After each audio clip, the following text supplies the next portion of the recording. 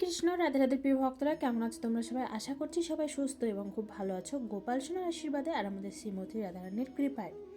আজ তোমাদেরকে নিয়ে চলে আসলাম সুন্দর দর্শন ভিডিও। আমাদের ব্রজধাম গিরিরাজকে দর্শন করো, শ্রীমতী রাধারানীকে দর্শন করো। আর ব্রহ্মাণ্ডের সর্বশ্রেষ্ঠ ধাম হচ্ছে আমাদের শ্রী রাধাকুণ্ড ধাম, যেখানে দর্শন করিয়ে আজ তোমাদেরকে আগামী বিজয়া একাদশী ব্রত মাহাত্ম্য শ্রবণ করাবো এবং বিজয়া একাদশী ব্রত কবে পালন হবে সেই তারিখ, ডেট, সময় সব কিছু এই ভিডিওর মাধ্যমে তোমাদেরকে জানিয়ে দেব।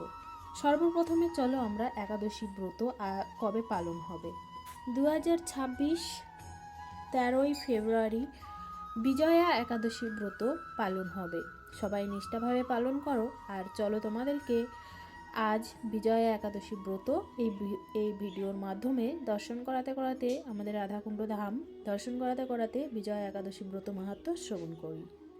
স্কন্দ পুরাণে এই একাদশী মাহাত্ম্য এইভাবে বর্ণিত রয়েছে। মহারাজ যুধিষ্ঠির শ্রীকৃষ্ণকে বললেন, হে বাসুদেব, ফাল্গুন মাসের কৃষ্ণপক্ষের একাদশীর মাহাত্ম্য অনুগ্রহ করে আমাকে বলুন। শ্রীকৃষ্ণ বললেন, হে যুধিষ্ঠির, এই একাদশী বিজয়া নামে পরিচিত। এই একাদশী সম্পর্কে একসময় দেবঋষি নারদ স্বয়ম্ভু ব্রহ্মাকে জিজ্ঞাসা করেছিলেন। তিনি এই প্রসঙ্গে যা বলেছিলেন তা আমি এখন তোমাকে বলছি। এই পবিত্র পাপ বিনাশকারী ব্রত মানুষকে জয়দান করে বলে বিজয়া নামে প্রসিদ্ধ। পুরাকালে শ্রীরামচন্দ্র 14 বছরের জন্য বনে গিয়েছিলেন। সীতা ও লক্ষ্মণের সঙ্গে তিনি পঞ্চবটী বনে বাস করতেন। সেই সময় লঙ্কাপতি রাবণ দেবী সীতাকে হরণ করে। সীতার অনুসন্ধানে রামচন্দ্র চতুর্দিক ভ্রমণ করতে থাকেন।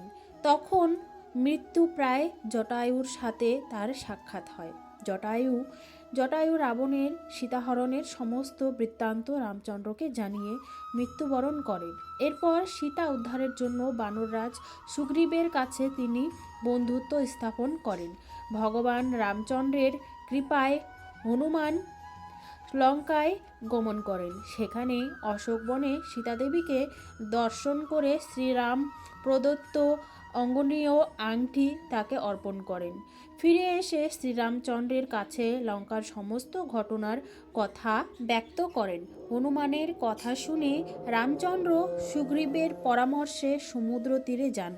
সেই দুস্তর সমুদ্র দেখে তিনি লক্ষ্মণকে বললেন, হে লক্ষ্মণ, কিভাবে এই অগাধ সমুদ্র পার হওয়া যায় তার কোনো উপায় খুঁজে পাচ্ছি না।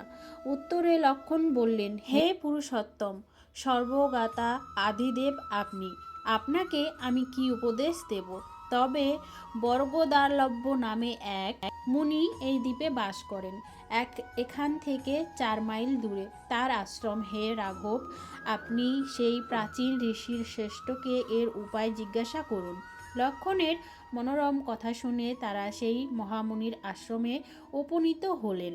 ভগবান রামচন্দ্র ভক্তরাজ সেই মুনিকে প্রণাম করলেন। মুনিবর রামচন্দ্রকে পুরাণ পুরুষ বলে জানতে পারলেন।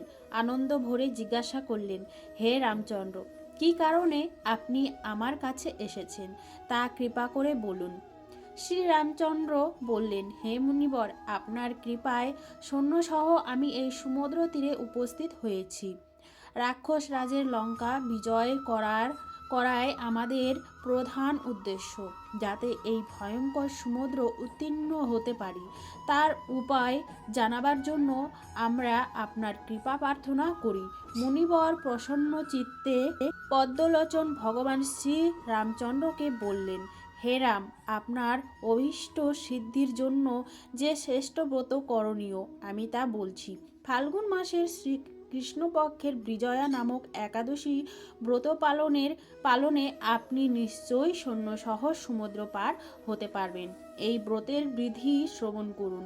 বিজয় লাভের জন্য দশমীর দিন সোনা, রূপা, তামা অথবা মাটির কলস সংগ্রহ করে তাতে জল ও আমপাতা দিয়ে সুগন্ধি চন্দনে সাজিয়ে তার ওপর সোনার নারায়ণ মূর্তি স্থাপন করবেন। একাদশীর দিন যথাবিধি প্রাতঃস্নান করে কলসের গলায় মালা চন্দন পরিয়ে উপযুক্ত স্থানে নারকেল ও গোবাক দিয়ে পূজা করবেন। এরপর গন্ধ, পুষ্প, তুলসী, ধূপ, দীপ, নৈবেদ্য ইত্যাদি দিয়ে পরম ভক্ত সহকারে নারায়ণের পূজা করে হরিকথা কীর্তনে সমস্ত দিন যাপন করবেন। রাত্রি জাগরণ করে অখণ্ড ঘি প্রদীপ প্রজ্বালিত রাখবেন। দ্বাদশীর দিন সূর্যোদয়ের পর সেই কলস বিসর্জনের জন্য কোনো নদী, সরোবর বা জলাশয়ের কাছে গিয়ে বিধি অনুসারে পূজা নিবেদনের পরে তা বিসর্জন দেবেন। তারপর ওই মূর্তি বেদজ্ঞ ব্রাহ্মণকে দান করবেন। এই ব্রত প্রভাবে নিশ্চয়ই আপনার বিজয় লাভ হবে।